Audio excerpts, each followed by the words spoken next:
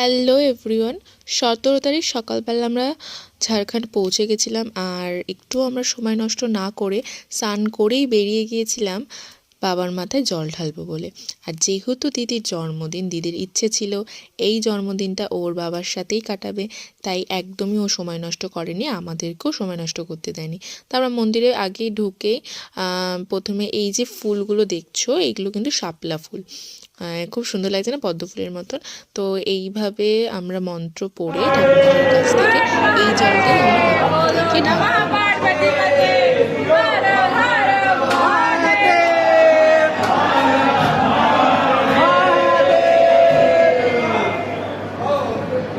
টানা 3 ঘন্টা আমরা লাইনে দাঁড়িয়েছিলাম, আর তারপরের আমি ভিডিও কিছু নিতে পারিনি, কারণ আমার প্রচণ্ড শরীর খারাপ হয়ে গেছিলো। কিন্তু আমি ভেঙে পড়িনি, আমি স্ট্রং ছিলাম। আর এই যে আমি এত সেজেগুজে গেছিলাম না, লাস্টে কিচ্ছুই